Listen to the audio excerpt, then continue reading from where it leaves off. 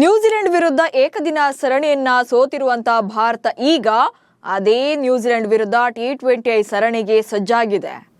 5 ಪಂದ್ಯಗಳ ಸರಣಿಯ ಮೊದಲ ಪಂದ್ಯ ಇವತ್ತು ನಡೆಯಲಿದೆ. ಭಾರತದಲ್ಲಿ ಈಗಾಗಲೇ ಕಂಪ್ಲೀಟ್ ಆಗಿ ಡಾಮಿನೇಷನ್ ಮಾಡ್ತಾ ಇರುವಂತಹ ಕಿವೀಸ್ ಪಡೆ ಚುಟುಕು ಮಾದರಿಯಲ್ಲೂ ಕೂಡ ಸೋಲಿನ ಶಾಕ್ ಕೊಡೋಕೆ ಕಾಯ್ತಾ ಇದ್ದಾರೆ. ಆದರೆ ಕಳೆದ 20 ತಿಂಗಳಿಂದ T20ನಲ್ಲಿ ಸೋಲನ್ನೇ ಕಾಣದೇ ಇರುವಂತಹ ಭಾರತ ಈ ಸರಣಿಯಲ್ಲೂ ಕೂಡ ಗೆದ್ದು ಅಜೇಯವಾಗಿ T20 ವಿಶ್ವಕಪ್ ಅಖಾಡಕ್ಕಿಳಿಯೋಕೆ ರೆಡಿಯಾಗಿದೆ. So neck to neck fight ಇರುವಂತ ಈ ಸೀರೀಸ್ ನಲ್ಲಿ ಉಭಯ ತಂಡಗಳ ಸ್ಟ್ರೆಂತ್ ಏನು, ಭಾರತದ ಪ್ಲೇಯಿಂಗ್ 11 ಹೇಗಿರುತ್ತೆ ಅನ್ನೋ ಬಗ್ಗೆ ಈ ವಿಡಿಯೋದಲ್ಲಿ ಮಾಹಿತಿಯನ್ನ ನೀಡ್ತೇನೆ. ನಾನು ಶಾಂತ. ನೀವು ಸುದ್ದಿಯಾನದ ಸಬ್ಸ್ಕ್ರೈಬರ್ ಆಗೋದಕ್ಕೆ ಮರಿಬೇಡಿ. 5 ಪಂದ್ಯಗಳ T20 ಸರಣಿಯ ಮೊದಲ ಪಂದ್ಯ ಇವತ್ತು ನಾಗ್ಪುರದಲ್ಲಿ ನಡೆಯಲಿದೆ. ಹಾಗೆ ಈ ಪಂದ್ಯದಲ್ಲಿ ಭಾರತದ ಪ್ಲೇಯಿಂಗ್ 11 ಬಗ್ಗೆ ಜಾಸ್ತಿ ಚರ್ಚೆ ಆಗ್ತಾ ಇದೆ. ಯಾಕಂದ್ರೆ ತಿಲಕ್ ವರ್ಮಾ ಹಾಗೆ ವಾಷಿಂಗ್ಟನ್ ಸುಂದರ್ ತಂಡದಿಂದ ರೂಲ್ಡ್ ಔಟ್ ಆಗಿರೋದ್ರಿಂದ ಫೈನಲ್ ಟೀಮ್ ಹೇಗಿರುತ್ತೆ ಅನ್ನುವಂತ ಕ್ಯೂರಿಯಾಸಿಟಿ ಕೂಡ ಇದೆ. ಈಗಾಗಲೇ ಭಾರತವನ್ನ ಟೆಸ್ಟ್ ನಲ್ಲಿ ಕ್ಲೀನ್ ಸ್ವೀಪ್ ಮಾಡಿ ಹಾಗೆ ಏಕದಿನ ಸರಣಿಯನ್ನು ಗೆದ್ದಿರುವಂತ ನ್ಯೂಜಿಲೆಂಡ್ ವಿರುದ್ಧ ಸೋಲಿನ ಸರಣಿ ನಿಲ್ಲಿಸಬೇಕಿದೆ. ಸೊ ಮೊದಲಿಗೆ ಭಾರತದ ಪ್ಲೇಯಿಂಗ್ 11 ಹೇಗಿರುತ್ತೆ ಅನ್ನೋದನ್ನ ನೋಡ್ತಾ ಹೋಗೋಣ. ಆಸ್ ಯೂಶುವಲ್ T20ನಲ್ಲಿ ಭಾರತದ ಸ್ಫೋಟಕ ಬ್ಯಾಟರ್ ಆಗಿರುವಂತ ಅಭಿಷೇಕ್ ಶರ್ಮಾ ಇನ್ನಿಂಗ್ಸ್ ಅನ್ನ ಶುರು ಮಾಡ್ತಾರೆ. ಕಳೆದ 20 ತಿಂಗಳಿಂದ ಅಭಿಷೇಕ್ ಶರ್ಮಾ ಭಾರತ ಪರ ಓಪನರ್ ಆಗಿ ಅದ್ಭುತವಾದಂತಹ ಪರ್ಫಾರ್ಮೆನ್ಸ್ ಅನ್ನ ಕೊಡ್ತಾ ಬಂದಿದ್ದಾರೆ. ಅದು ಅಲ್ಲದೆ ಬ್ಯಾಟಿಂಗ್ ನಲ್ಲಿ ಮೇನ್ ಸ್ಟ್ರೆಂತ್ ಅಂದ್ರೆ ಅದು ಅಭಿಷೇಕ್ ಶರ್ಮಾ ಅವರೇ. ಅದು ಅಲ್ಲದೆ ಅವರ ಸ್ಟ್ರೈಕ್ ರೇಟ್ ಅಂತೂ ನೆಕ್ಸ್ಟ್ ಲೆವೆಲ್ ನಲ್ಲಿದೆ. ಆಲ್ಮೋಸ್ಟ್ 200 ರೀಚ್ ಅಲ್ಲೇ ಇದೆ. ಚೂರು ವೇರಿಯೇಷನ್ ಇರ್ಬೋದು, ಬಟ್ ಆಲ್ಮೋಸ್ಟ್ ಅಷ್ಟರಲ್ಲೇ ಕಂಟ್ರೋಲ್ ಮಾಡ್ಕೊಳ್ತಾ ಬರುತ್ತಾ ಅದ್ಭುತವಾದಂತಹ ಬ್ಯಾಟಿಂಗ್ ನಲ್ಲಿ ಒಳ್ಳೆ ರೆಕಾರ್ಡ್ಸ್ ಅನ್ನ ಹೊಂದಿದ್ದಾರೆ. ಹೀಗಾಗಿ as usual Abhishek Sharma innings ಅನ್ನ ಓಪನಿಂಗ್ ಮಾಡ್ತಾರೆ. ಅಂಡ್ ನೆಕ್ಸ್ಟ್ ಅಭಿಷೇಕ್ ಶರ್ಮಾ ಜೊತೆ ಸಂಜು ಸ್ಯಾಮ್ಸನ್ ಇನ್ನಿಂಗ್ಸ್ ಅನ್ನ ಆರಂಭ ಮಾಡ್ತಾರೆ. ಯಾಕಂದ್ರೆ ಏಷ್ಯಾ ಕಪ್ ಟೈಮ್ ಅಲ್ಲೆಲ್ಲ ಶುಭ್ಮನ್ ಗಿಲ್ ತಂಡದಲ್ಲಿದ್ರು. ಹೀಗಾಗಿ ಶುಭ್ಮನ್ ಗಿಲ್ಗೆ ಅವಕಾಶವನ್ನ ಕೊಟ್ಟಿದ್ರು ಓಪನರ್ ಆಗಿ. ಬಟ್ ಶುಭ್ಮನ್ ಗಿಲ್ ಕಂಪ್ಲೀಟ್ ಆಗಿ ಫೇಲ್ಯೂರ್ ಆದ್ರು. ಒಂದೇ ಒಂದು ಅರ್ಧ ಶತಕ ಕೂಡ ಅವರ ಬ್ಯಾಟಿಂಗ್ ನಿಂದ ಬರಲಿಲ್ಲ. ಹೀಗಾಗಿ ಅಭಿಷೇಕ್ ಶರ್ಮಾ ಜೊತೆ ಸಂಜು ಸ್ಯಾಮ್ಸನ್ ಇನ್ನಿಂಗ್ಸ್ ಅನ್ನ ಶುರು ಮಾಡ್ತಾರೆ. ಶುಭ್ಮನ್ ಗಿಲ್ ಇಲ್ಲದೆ ಇರೋದ್ರಿಂದ ತಂಡದಲ್ಲಿ ಸಂಜುಗೆ ಆ ಸ್ಲಾಟ್ ಮತ್ತೆ ಸಿಕ್ಕಿದೆ. ಓಪನರ್ ಆಗಿ ಸಂಜು ಅದ್ಭುತವಾದಂತಹ ಪರ್ಫಾರ್ಮೆನ್ಸ್ ಅನ್ನ ಕೊಡೋದ್ರಿಂದ ಸಂಜು ಮತ್ತೆ ತಮ್ಮ ಸ್ಲಾಟ್ಗೆ ಬರ್ತಾರೆ. ಹೀಗಾಗಿ ಅವರ ಬ್ಯಾಟಿಂಗ್ ಬಗ್ಗೆ ಕೂಡ ಹೆಚ್ಚಿನ ನಿರೀಕ್ಷೆಗಳಿರುತ್ತೆ. ಅಂಡ್ ನೆಕ್ಸ್ಟ್ 3ನೇ ಕ್ರಮಾಂಕದಲ್ಲಿ ಇಶಾನ್ ಕಿಶನ್ ಆಡುವಂತ ಸಾಧ್ಯತೆ ಇದೆ. ಅಂದ್ರೆ ಇಶಾನ್ ಕಿಶನ್ ಪ್ಲೇಯಿಂಗ್ 11 ಅಲ್ಲಿ ಆಡೋದು ಪಕ್ಕ ಇದೆ. ಇದನ್ನ ಕ್ಯಾಪ್ಟನ್ ಸೂರ್ಯಕುಮಾರ್ ಯಾದವ್ ಅವರು ಹೇಳಿದ್ದಾರೆ. ಬಟ್ 3ರಲ್ಲಿ ಆಡ್ತಾರಾ ಅಥವಾ 4ರಲ್ಲಿ ಆಡ್ತಾರಾ ಅನ್ನೋ ಬಗ್ಗೆ ಕ್ಲಾರಿಟಿ ಸಿಗಬೇಕು. ಬಹುಶಃ ಆಲ್ಮೋಸ್ಟ್ 3ನೇ ಸ್ಥಾನದಲ್ಲಿ ಆಡಿಸುವಂತ ಚಾನ್ಸಸ್ ಜಾಸ್ತಿ ಇದೆ. ನೆಕ್ಸ್ಟ್ ಸೂರ್ಯಕುಮಾರ್ ಯಾದವ್ ಬರ್ತಾರೆ. ಕ್ಯಾಪ್ಟನ್ ಸೂರ್ಯಕುಮಾರ್ ಯಾದವ್ ಅವರ ಬ್ಯಾಟಿಂಗ್ ಕೂಡ ತುಂಬಾನೇ ಇಂಪಾರ್ಟೆಂಟ್ ಆಗುತ್ತೆ. ಯಾಕಂದ್ರೆ ಕಳೆದ ವರ್ಷ ಅವರು ಕಂಪ್ಲೀಟ್ ಆಗಿ ಡಲ್ ಆಗಿದ್ದಾರೆ. ಅದು ಅಲ್ಲದೆ ಅವ್ರ ಕ್ಯಾಪ್ಟನ್ಸಿ ಸಿಕ್ಕ ಮೇಲೆ ಕಂಪ್ಲೀಟ್ ಆಗಿ ಡಲ್ ಆಗಿದ್ದಾರೆ. ಹೀಗಾಗಿ ಈ ವರ್ಷ ಕಮ್ಬ್ಯಾಕ್ ಮಾಡಲೇಬೇಕಾಗುತ್ತೆ. ನೆಕ್ಸ್ಟ್ ಹಾರ್ದಿಕ್ ಪಾಂಡ್ಯ ಬರ್ತಾರೆ. ಜೊತೆಗೆ ಅಕ್ಷರ್ ಪಟೇಲ್ ರನ್ನು ಆಡಿಸುವಂತ ಚಾನ್ಸಸ್ ಇದೆ. ಅಕ್ಷರ್ ಪಟೇಲ್ ಕೂಡ ಆಡ್ತಾರೆ. ಇವರಿಬ್ರು ಕೂಡ ಹಾರ್ದಿಕ್ ಹಾಗೆ ಅಕ್ಷರ್ ಪಟೇಲ್ ಬ್ಯಾಟಿಂಗ್ ನಲ್ಲೂ ಕೂಡ ತುಂಬಾ ಕ್ರೂಷಿಯಲ್ ಟೈಮ್ಗಳಲ್ಲಿ ಅದ್ಭುತವಾದಂತಹ ಇನ್ನಿಂಗ್ಸ್ ಗಳನ್ನ ಆಡ್ತಾರೆ. ಇನ್ನು ವಾಷಿಂಗ್ಟನ್ ಸುಂದರ್ ಬದಲಿಗೆ ಈ ಪಂದ್ಯದಲ್ಲಿ ರಿಂಕು ಸಿಂಗ್ ರನ್ನ ಪ್ಲೇಯಿಂಗ್ 11 ನಲ್ಲಿ ಆಡಿಸುವಂತ ಸಾಧ್ಯತೆಗಳು ಜಾಸ್ತಿ ಇದೆ. ಶಿವಮ್ ದುಬೆ ಬರ್ತಾರೆ. ನೆಕ್ಸ್ಟ್ ಇನ್ನ ಬೌಲಿಂಗ್ ವಿಭಾಗ ಅಂತ ಬಂದಾಗ ಜಸ್ಪ್ರೀತ್ ಬುಮ್ರಾ, ಹರ್ಷದೀಪ್ ಸಿಂಗ್, ವರುಣ್ ಚಕ್ರವರ್ತಿ ಬರ್ತಾರೆ. ಸೊ ಪೇಸರ್ ವಿಭಾಗದಲ್ಲಿ ಜಸ್ಪ್ರೀತ್ ಬುಮ್ರಾ ಹಾಗೆ ಹರ್ಷದೀಪ್ ಸಿಂಗ್ ಚಾನ್ಸ್ ಅನ್ನ ಪಡೆಯುವಂತ ಸಾಧ್ಯತೆ ಇದೆ. ಯಾಕಂದ್ರೆ ಇವರಿಬ್ರು ಕೂಡ T20ನಲ್ಲಿ ಹೈಯೆಸ್ಟ್ ವಿಕೆಟ್ ಟೇಕರ್ ಗಳಾಗಿದ್ದಾರೆ ಭಾರತ ಪರ. ಇನ್ನು ಸ್ಪಿನ್ ವಿಭಾಗದಲ್ಲಿ ವರುಣ್ ಚಕ್ರವರ್ತಿ ಆಡೋದು ಪಕ್ಕ ಇದೆ. ಸೊ ಅಲ್ಲಿಗೆ ತಿಲಕ್ ಬದಲಿಗೆ ಇಶಾನ್ ಕಿಶನ್ ಅಂತೂ ಆಡೋದು ಪಕ್ಕ ಇರುತ್ತೆ. ಯಾಕಂದ್ರೆ ಈಗಾಗಲೇ ನಾಗ್ಪುರದಲ್ಲಿ ನಡೆದಂತಹ ಪ್ರೆಸ್ ಮೀಟ್ ನಲ್ಲಿ ಕ್ಯಾಪ್ಟನ್ ಸೂರ್ಯಕುಮಾರ್ ಯಾದವ್ ಈ ಬಗ್ಗೆ ಕ್ಲಾರಿಟಿ ಕೊಟ್ಟಿದ್ರು. ತಿಲಕ್ ವರ್ಮಾ ಬದಲಿಗೆ ಇಶಾನ್ ಕಿಶನ್ ಕಣಕ್ಕಿಳಿಯಲಿದ್ದಾರೆ ಎಂದಿದ್ರು. ಹೀಗಾಗಿ ಶ್ರೇಯಸ್ ಅಯ್ಯರ್ ಬೆಂಚ್ ಕಾಯಿಸಬೇಕಾಗುತ್ತೆ. ಹಾಗೆ ವಾಷಿಂಗ್ಟನ್ ಸುಂದರ್ ಬದಲಿಗೆ ರಿಂಕು ಸಿಂಗ್ ಕಾಣಿಸಿಕೊಳ್ಳೋದು ಬಹುತೇಕ ಪಕ್ಕ ಇದೆ. ಇನ್ನು ಈ ಸರಣಿ ಮೂಲಕ ಇಶಾನ್ ಕಿಶನ್ ಟೀಮ್ ಇಂಡಿಯಾಗೆ ಕಮ್ಬ್ಯಾಕ್ ಮಾಡ್ತಾ ಇರೋದು ಬರೋಬ್ಬರಿ 2 ವರ್ಷಗಳ ಬಳಿಕ.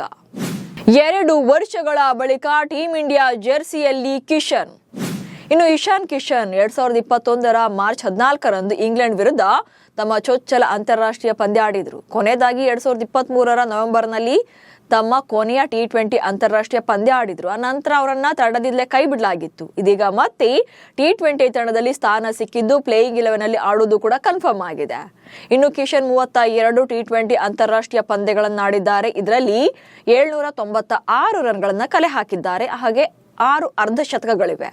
ಈ ನಂಬರ್ಗಳನ್ನ ನೋಡಿದಾಗ ತುಂಬಾ ಇಂಪ್ರೆಸಿವ್ ಅನಿಸದೇ ಇರಬಹುದು. ಆದ್ರೆ ಕಳೆದ 2 ವರ್ಷಗಳಿಂದ ಡೊಮೆಸ್ಟಿಕ್ ನಲ್ಲಿ ತುಂಬಾನೇ ಚೆನ್ನಾಗಿ ಪರ್ಫಾರ್ಮ್ ಮಾಡಿರೋದ್ರಿಂದ ಅವರಿಗೆ ಮತ್ತೆ ಭಾರತದ ಬಾಗಿಲು ತೆರೆದಿದೆ. ಹೀಗಾಗಿ ಇದನ್ನ ಹೇಗೆ ಉಪಯೋಗಿಸಿಕೊಳ್ತಾರೆ ಅನ್ನೋದು ಕೂಡ ಇಂಪಾರ್ಟೆಂಟ್ ಆಗುತ್ತೆ. ಆದ್ರೆ ಇದೆಲ್ಲಕ್ಕಿಂತ ಹೆಚ್ಚಾಗಿ ಟೀಮ್ ಇಂಡಿಯಾಗೆ ಇರುವಂತ ಮೇನ್ ಚಾಲೆಂಜ್ ಅಂದ್ರೆ ನ್ಯೂಜಿಲೆಂಡ್ ವಿರುದ್ಧ ಸರಣಿಯನ್ನ ಗೆಲ್ಲೋದು. ಈಗಾಗಲೇ ಟೆಸ್ಟ್ ಮತ್ತು ಏಕದಿನದಲ್ಲಿ ಭಾರತವನ್ನ ಸೋಲಿಸಿರುವಂತಹ ಕಿವೀಸ್ ಪಡೆ T20ನಲ್ಲೂ ಕೂಡ ಡಾಮಿನೇಟ್ ಮಾಡೋಕೆ ಹಾಗೆ ಸರಣಿಯನ್ನ ಗೆಲ್ಲೋಕೆ ಎದುರು ನೋಡ್ತಾ ಇದೆ.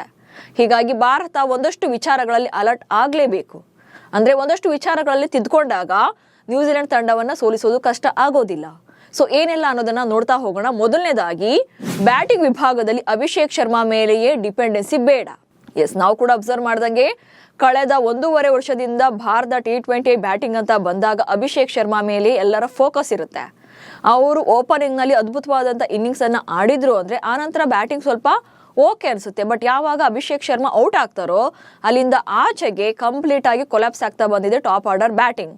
ಅದು ಅಲ್ಲದೆ ಶುಭ್ಮನ್ ಗಿಲ್ ಬಂದ್ಮೇಲೆ ಇನ್ನೂ ಕೂಡ ಜಾಸ್ತಿನೇ ಇತ್ತು. ಯಾಕಂದ್ರೆ ಶುಭ್ಮನ್ ಗಿಲ್ ಹಾಗೆ ಸೂರ್ಯಕುಮಾರ್ ಯಾದವ್ ಇಬ್ಬರು ಕೂಡ ಬ್ಯಾಟಿಂಗ್ ನಲ್ಲಿ ಯಾವುದೇ ಕೊಡುಗೆ ನೀಡ್ತಾ ಇರಲಿಲ್ಲ. ಹೀಗಾಗಿ ಕಂಪ್ಲೀಟ್ ಆಗಿ ಅಭಿಷೇಕ್ ಶರ್ಮಾ ಮೇಲೆಯೇ ಡಿಪೆಂಡ್ ಆಗ್ತಾ ಇತ್ತು. ಅಥವಾ 1-2-3 ಜನ ಜೊತೆಗೆ ತಿಲಕ್ ಹಾಗೆ ಪಾಂಡ್ಯ 1-2 ಪಂದ್ಯಗಳಲ್ಲಿ ಅವರು ಕೂಡ ಚೆನ್ನಾಗಿ ಆಡ್ತಾ ಇದ್ರು. ಹೀಗಾಗಿ ಪ್ರತಿ ಪಂದ್ಯದಲ್ಲೂ ಕೂಡ ಅಭಿಷೇಕ್ ಶರ್ಮಾ ಮೇಲೆಯೇ ಡಿಪೆಂಡೆನ್ಸಿ ಏನಿರುತ್ತೆ ಅದನ್ನ ಕಂಟ್ರೋಲ್ ಮಾಡ್ಕೊಳ್ಬೇಕು. ಬೇರೆ ಆಟಗಾರರಿಂದಲೂ ಕೂಡ ಉತ್ತಮ ಪ್ರದರ್ಶನ ಬರಬೇಕು ಬ್ಯಾಟಿಂಗ್ ನಲ್ಲಿ.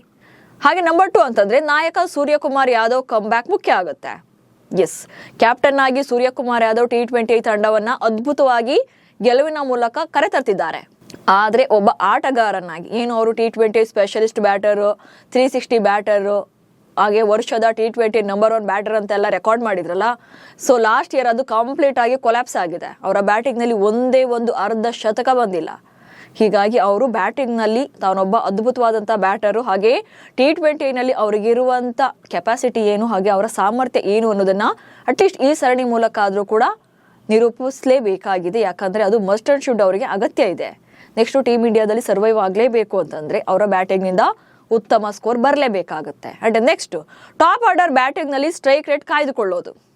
ಈಗಾಗಲೇ ಹೇಳಿದಂತೆ ಅಭಿಷೇಕ್ ಶರ್ಮಾ ಅವರ ಬ್ಯಾಟಿಂಗ್ ಅಲ್ಲಿ ಅವರು ವಿಕೆಟ್ ಬಿತ್ತು ಅಂದ್ರೆ ಆನಂತರ ಬರುವಂತ ಬ್ಯಾಟರ್ಗಳು ಕಂಪ್ಲೀಟ್ ಆಗಿ ಸ್ಲೋ ಆಗಿ ಇನ್ನಿಂಗ್ಸ್ ಅನ್ನು ಆಡ್ತಾ ಇದ್ದಾರೆ.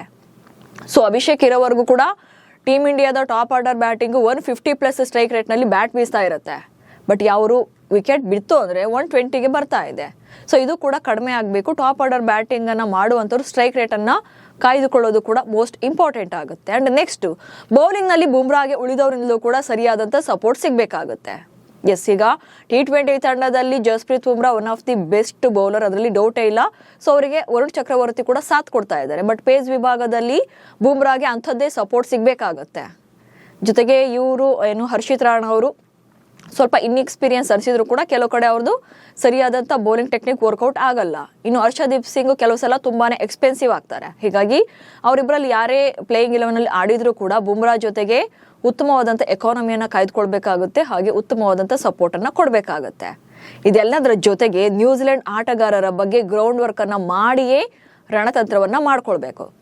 ಆಕ್ಚುಲಿ ನ್ಯೂಜಿಲೆಂಡ್ ತಂಡ ಭಾರತದಲ್ಲಿ ಟೆಸ್ಟ್ ಸರಣಿ ಹಾಗೆ ಏಕದಿನ ಸರಣಿಯನ್ನ ಗೆದ್ದಿರೋದಕ್ಕೆ ಕಾರಣನೇ ಅವರು ಆಟಗಾರರ ಬಗ್ಗೆ ಪ್ರತಿ ಪಂದ್ಯ ಅವರ ವೀಕ್ನೆಸ್ ಏನು, ಸ್ಟ್ರೆಂತ್ ಏನು ಎಲ್ಲವನ್ನು ಕೂಡ ಅವರು ಕ್ಯಾಲ್ಕುಲೇಟ್ ಮಾಡಿಕೊಂಡು ಗ್ರೌಂಡ್ ವರ್ಕ್ ಮಾಡಿಕೊಂಡೇ ಅವರು ಅಖಾಡಕ್ಕಿಳಿದಿದ್ರು. ಇದನ್ನು ಸ್ವತಃ ಅಲ್ಲಿನ ಆಟಗಾರರೇ ಪೋಸ್ಟ್ ಮ್ಯಾಚ್ ಪ್ರೆಸೆಂಟೇಷನ್ ಮೇಲೆ ಹೇಳ್ಕೊಂಡಿದ್ರು.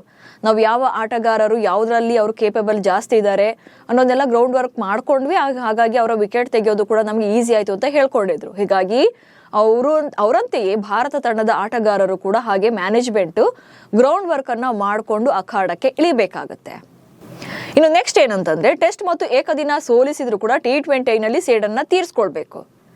ಈಗಾಗಲೇ ಭಾರತದಲ್ಲಿ ಟೆಸ್ಟ್ ನಲ್ಲಿ ನ್ಯೂಜಿಲೆಂಡ್ ತಂಡ ಕ್ಲೀನ್ ಸ್ವೀಪ್ ಮಾಡಿದೆ. ಸೊ ಇದು ಫಾರ್ ದ ಫಸ್ಟ್ ಟೈಮ್ 2024 ಕೊನೆಯಲ್ಲಿ. ಇನ್ನು ಇತಿಹಾಸದಲ್ಲಿ ಇದೇ ಮೊದಲ ಬಾರಿಗೆ ಅಂದ್ರೆ ಕ್ರಿಕೆಟ್ ಇತಿಹಾಸದಲ್ಲಿ ಇದೇ ಮೊದಲ ಬಾರಿಗೆ ಏಕದಿನ ಮಾದರಿಯಲ್ಲಿ ಭಾರತವನ್ನ ಸೋಲಿಸಿದೆ ನ್ಯೂಜಿಲೆಂಡ್ ತಂಡ. ಸೊ ಅಲ್ಲಿಗೆ ಈಗ T20 ನಲ್ಲೂ ಕೂಡ ಅದೇ ರೀತಿಯಾದಂತ ರೆಕಾರ್ಡ್ ಅನ್ನ ಮಾಡೋಕೆ ಕಾಯ್ತಾ ಇರ್ತಾರೆ. ಬಟ್ ಅದಕ್ಕೆ ಅವಕಾಶ ಕೊಡಬಾರದು. T20 ನಲ್ಲಾದ್ರೂ ಕೂಡ ಗೆದ್ದು ಸೇಡನ್ನ ತೀರಿಸ್ಕೊಳ್ಬೇಕು. ಈ ಸೋಲಿನ ಸರಣಿ ಏನಿದೆಯಲ್ಲ, ಟೆಸ್ಟ್ ಆಯ್ತು ಏಕದಿನ ಆಯ್ತು, ಆ ಸರಣಿಯನ್ನ ನಿಲ್ಲಿಸಬೇಕು ಭಾರತ. ಹಾಗೆ T20 ವಿಶ್ವಕಪ್ಗೆ ಅಜೇಯವಾಗಿ ಕಾಲಿಡುವಂತ ಟಾರ್ಗೆಟ್ ಅನ್ನ ಇಟ್ಕೊಳ್ಬೇಕು. ಯಾವಾಗ 2024ರಲ್ಲಿ ರೋಹಿತ್ ಶರ್ಮಾ ಅವರ ಕ್ಯಾಪ್ಟನ್ಸಿಯಲ್ಲಿ ಭಾರತ T20 ವಿಶ್ವಕಪ್ ಅನ್ನ ಗೆಲ್ಲುತ್ತೆ, ಅಲ್ಲಿಂದ ಇಲ್ಲಿಯವರೆಗೆ ಒಂದೇ ಒಂದು ಸರಣಿಯನ್ನು ಕೂಡ ಭಾರತ ಸೋತಿಲ್ಲ, ಅಂದ್ರೆ T20 ಮಾದರಿಯಲ್ಲಿ. ಹಾಗೆ ಏಷ್ಯಾ ಕಪ್ನು ಕೂಡ ಅಜೇಯವಾಗಿ ಗೆದ್ದಿದೆ. ಹೀಗಾಗಿ ಅದೇ ಮಾದರಿಯಲ್ಲೇ ಅದೇ ವಿಜಯ ಯಾತ್ರೆಯಲ್ಲೇ ಅದೇ ನಾಗಾಲೋಟದಲ್ಲೇ ಈಗ T20 ವಿಶ್ವಕಪ್ ಕೂಡ ಗ್ರ್ಯಾಂಡ್ ಆಗಿ ಎಂಟ್ರಿ ಕೊಡುವಂತ ಟಾರ್ಗೆಟ್ ಇದೆ. ಹೀಗೆ ಭಾರತ ನ್ಯೂಜಿಲೆಂಡ್ ವಿರುದ್ಧ ಗೆಲ್ಲಬೇಕು ಅಂದ್ರೆ ಒಂದಷ್ಟು ವಿಚಾರಗಳಲ್ಲಿ ತಿದ್ದಿಕೊಳ್ಳುವಂತ ಅಗತ್ಯ ಇದ್ದೇ ಇದೆ. ಸೊ ಇನ್ನೆರಡು ವಾರದಲ್ಲಿ T20 ವಿಶ್ವಕಪ್ ಕೂಡ ಸ್ಟಾರ್ಟ್ ಆಗ್ತಾ ಇರೋದ್ರಿಂದ ಈ ಸರಣಿಯ ಗೆಲುವು ಭಾರತಕ್ಕೆ ತುಂಬಾನೇ ಮುಖ್ಯವಾಗುತ್ತೆ. ನಮಸ್ಕಾರ.